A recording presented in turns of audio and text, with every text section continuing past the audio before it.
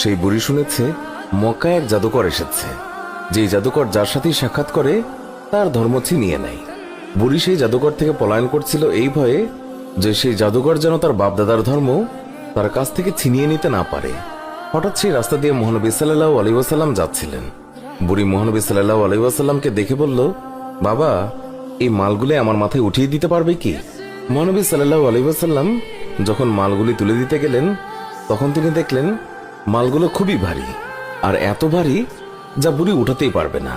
তখন মহানবী সাল্লাল্লাহু আলাইহি ওয়াসাল্লাম তিনি বুড়িকে বললেন, এটার তো খুবই ওজন, আপনি যদি অনুমতি দেন আমি আপনার এই মালগুলি আপনি যেখানে বলেন সেখানে দিয়ে আসব।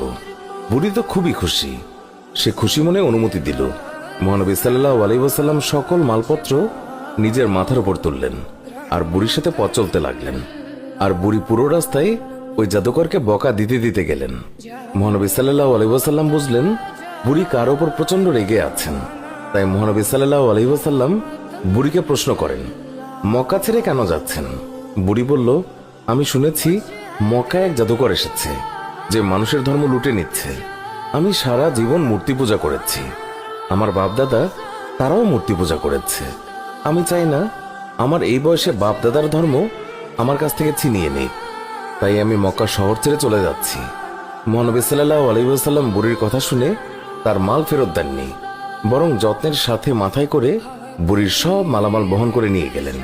বুড়ির গন্তব্যে তার মালামাল পৌঁছে দিয়ে মহানবী সাল্লাল্লাহু আলাইহি ওয়াসাল্লাম চলে আসার সময় বুড়ি জিজ্ঞাসা করল, বাবা, তুমি আমার জন্য এত কষ্ট করেছ, তোমার নামটা তো বলো, যাতে আমি লোকদেরকে তোমার নাম বলে প্রশংসা করতে পারি।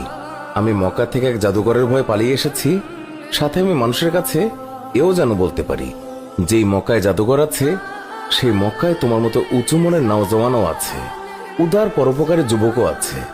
আমি তাদের কাছে তোমার নাম বলে বলে প্রশংসা করব। বুড়ির কথা শুনে মহানবী সাল্লাল্লাহু আলাইহি ওয়াসাল্লাম হেসে দিলেন আর বললেন, যে জাদুকরের ভয়ে আপনি মক্কা ছেড়ে এসেছেন সেই জাদুকর আপনার সামনে দাঁড়িয়ে আছে।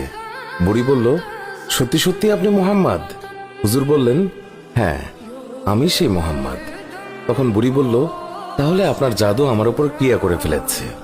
সুবহানাল্লাহ, আপনি আর দেরি করবেন না, আমাকে পাক কালেমা পড়িয়ে দিন, লা ইলাহা ইল্লাল্লাহু মুহাম্মাদুর